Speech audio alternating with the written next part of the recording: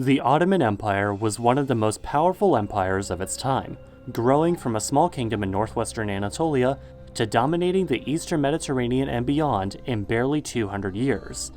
But just where did the Ottomans come from, and just how did a tiny Turkic kingdom in western Anatolia come to build such a large empire? The Ottoman Empire began in the year 1299, when it was founded by Osman I, but the story of the Ottomans goes back way further. About 1500 kilometers to the east and 250 years earlier, the Great Seljuk Empire rose from Central Asia, swiftly conquering all of Persia in one fell swoop, as well as the Levant and the Holy Land. Insert some crusades here.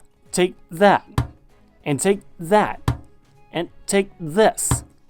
Are you done yet? Nah, I'm going to text some fellow Christians now. The most crucial region for her story, though, was Anatolia. While the Seljuk Empire used the Persian language for administrative affairs and used Arabic for liturgical affairs, the empire, or at least the ruling dynasty, was still Turkic. Not Turkish, but the names aren't exactly a coincidence. Specifically Oğuz Turkic, which actually I'll probably explain all the different Turkic peoples in a future video. Of course, as with a surprising amount of Persian-based empires, the Seljuk Empire didn't last very long, collapsing into a metric million different pieces by 1194, with its Anatolian holdings breaking up into the Sultanate of Rum, as well as numerous different Anatolian beyliks. While it was the Sultanate of Rum that jockeyed for power with the Eastern Byzantine Roman whatever empire, it was from the beylik ruled by a man named Osman in the region once known as Bithynia that the Ottomans would arise. Wait, actually, I should probably explain what a beylik is. Only problem is it would take a while to explain. Actually, no, it wouldn't. It's literally just like a small principality ruled by a bey, the Turkish word for something like a chief, whose family owns the area. A little like a duchy or an emirate or something like that. Osman, Osman I, Osman Gazi, however you want to refer to him, was the Uchbey of the Sultanate of Rum, a kind of semi-autonomous tribal leader, when one night he had a dream about the moon going into his chest, and a tree sprouting from his belly button that would encompass the world. With the support of both Turkish tribal leaders and Byzantine renegades, Osman's empire quickly grew from its capital Suez to dominate the region, surrounding the aging Byzantine Empire. By the early 15th century, the Ottoman Empire had grown through a series of military victories, moving its capital to Bursa after its conquest by Osman's son Orhan in 1326, and then to Adrianople, or Edirne, after a successful conquest of Thrace by Sultan Murad I in 1363, followed then by a conquest of the strategic city of Thessaloniki from the Republic of Venice in 1387. Of course, Bursa and Edirne were just temporary capitals before the real prize, Constantinople. That city, however, was still very much property of the Christian Byzantine Empire, and they had impenetrable walls that had withstood invasions from countless enemies for over 1,000 years. You won't be getting past these walls. Well, the world has advanced by about 1,000 years, so would a cannon break through them? Well Oh, actually yeah, it might. Hey Europe, can we get some help over here? No. Please? Okay, fine, maybe a little, but we still hate you from that messy breakup we had 400 years ago. And like that, the Ottomans captured Constantinople in 1453. Well, it was a bit more complicated than that, of course, but after a multi-month-long siege, the city would fall to the Ottomans, becoming their capital city. Constantinople was located at a crucial point between Europe and Asia, and the Black Sea, and literally the entire rest of the world. And it was from here the Ottomans could most effectively set up their base of operations. Sultan Mehmed II came, saw and conquered Constantinople when it was but a shell of its former self, but immediately set out to rebuild the city as the capital of yet another grand empire, refitting the Hagia Sophia as a mosque, hence the minarets on what had previously been a church, and ordering the construction of the nearby Topkapi Palace, which would serve as both the royal palace and the administrative center of the empire. From its grand capital, the Ottoman Empire would expand further under Selim I and Suleiman the Magnificent, conquering most of the Balkans, the Levant, Mesopotamia, Egypt, the Red Sea coast, and all the way over to the coast of Algeria, even establishing a protectorate over the Sultanate of Aceh in Indonesia.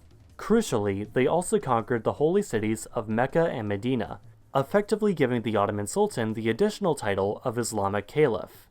Most of the Ottoman successes in conquering far-off foreign lands had to do with a strong and effective military, but once new provinces were brought into the empire, what the Ottomans needed was a stable government to keep these provinces together.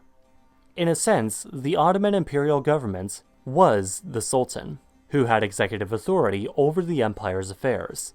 The Sultan was a royal title passed on after death to a relative within the House of Osman. Impressively, despite the empire's more than 600-year-long history, the House of Osman stayed in charge as the ruling dynasty for its entire history, with rivals only ever even trying to overthrow them 2 times.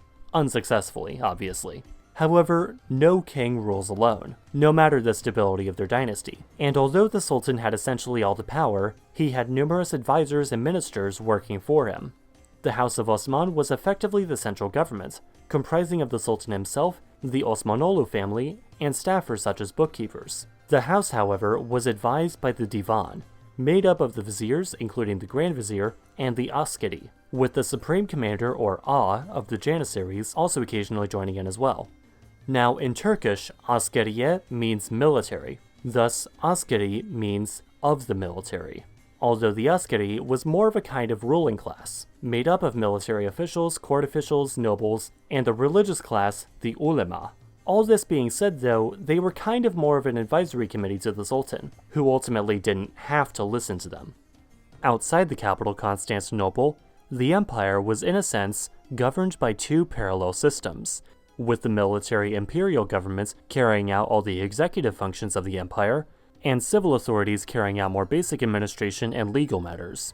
The empire itself was divided into all kinds of different subdivisions, most of all vilayets, a type of province ruled by an appointed governor, who would often be a member of the House of Osman, essentially training for a possible future sultanhood. The empire was extremely diverse in terms of demographics, as one would naturally expect from an empire with territory in both Hungary and Saudi Arabia. The Ottoman Empire was first and foremost an Islamic empire, but it also had large Christian and Jewish populations. Well, relatively large Jewish population. Most of the Ottoman population were made up of a class known as Rayah, lower than the upper class Askeri, but still higher than the enslaved Kul. Raya mostly consisted of farmers and townspeople, though nowadays the term is more often used to refer specifically to the non-Muslim subjects, or zimmi. Regardless, since these different religions and denominations practiced different laws, their respective communities were largely able to practice their own laws and rituals pertaining to their communities, divided into different groups called millets, not to be confused with millet. All this largely allowing the Ottomans to maintain relatively steady rule over these diverse regions. However, the Ottomans' power wouldn't last forever, as by the mid-18th century, the empire would start to lag behind its old enemies, the Habsburgs and the Russian Empire. Despite numerous reforms in an attempt to modernize the empire, the Ottoman Empire would be given the not-so-nice nickname, the Sick Man of Europe. If you want to know more about the fall and decline of the Ottoman Empire, you can check out the video I made in collaboration with KhAnubis on my channel, Hikma History. Thanks Hikma History. If you haven't seen it already, do be sure to check out his video after this one is done.